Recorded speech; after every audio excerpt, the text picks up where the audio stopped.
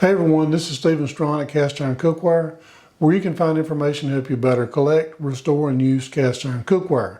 Today we're going to be talking about the kinds of conditions that you will find cast iron cookware in when you're searching for it out in the wild, and just kind of get a general idea of what you're going to be running across.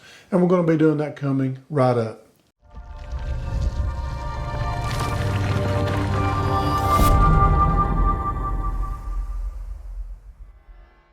Before we get started, I just want to say thank you to everyone that has purchased my product, Easy Beezy Cast Iron Seasoning. The purchase of this product helps keep this channel going.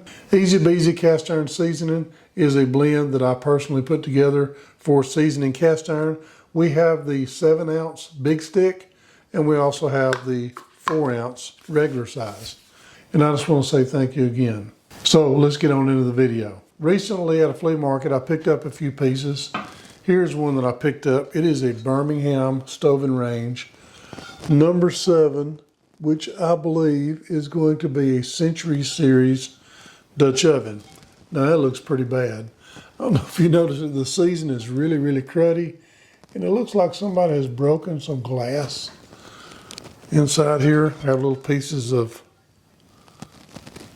some kind of glass, and the seasoning is really old and gunky.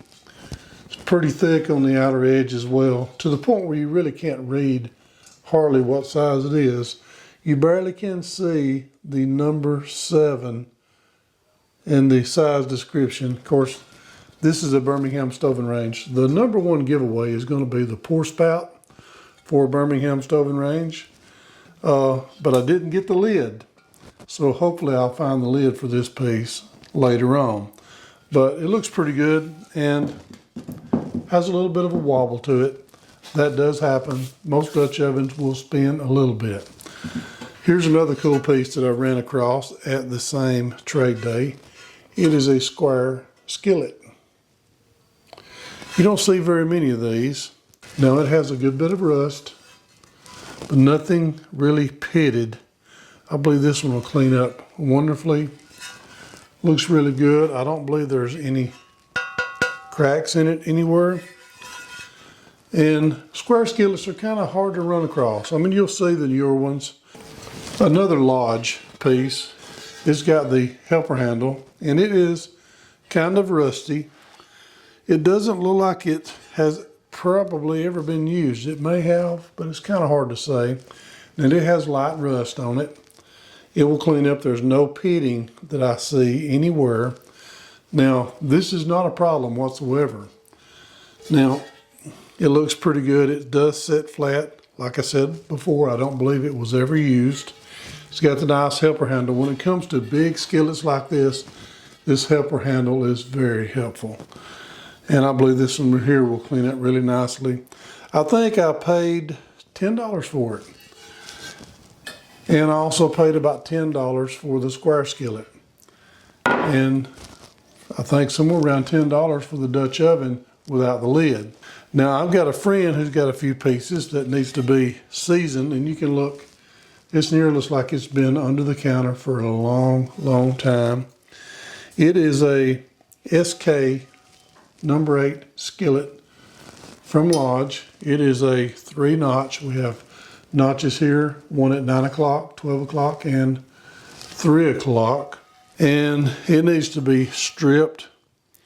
But you know, if you got one like this, if you found one in your cabinet that you haven't used in, like, say 20 or 30 years, you could just wash it really well, scrub it really well with dish detergent, and add a layer of seasoning, and you'll be good to go. You don't necessarily have to strip one like this. It's not really built up very bad, except for just the grime of it setting for a long time.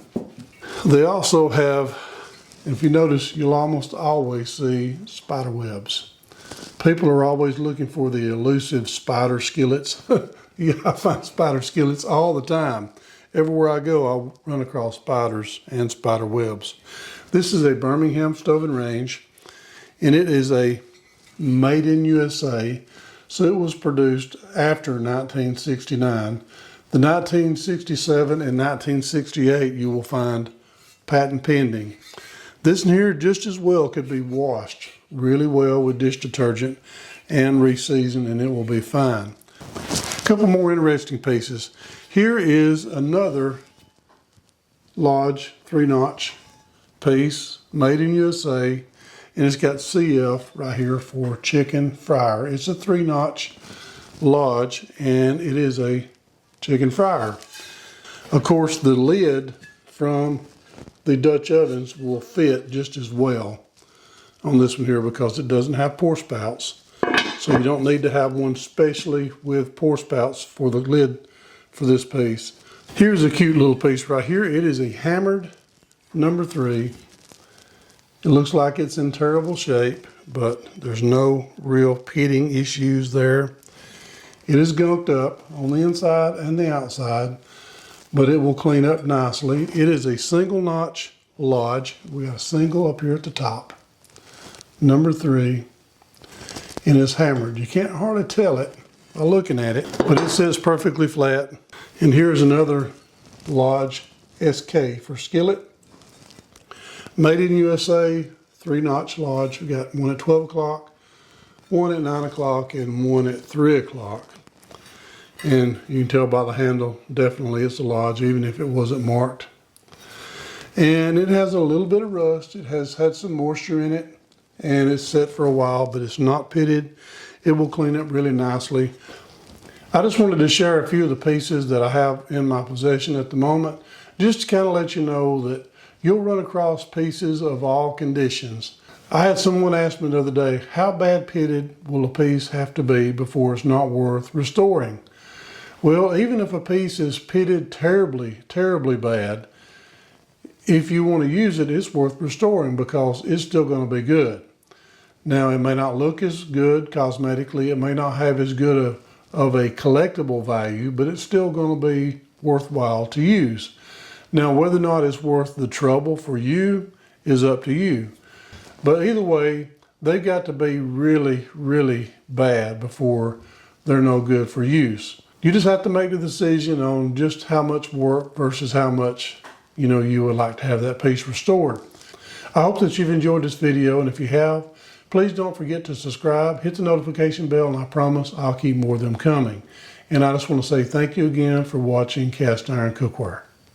Before you go, I just want to share something with you really quickly. In Proverbs chapter 24, verse 3 and 4, it says, "Through wisdom is an house builded, and by understanding it is established. And by knowledge shall the chambers be filled with all precious and pleasant riches." I just want to say, share the word and be a blessing.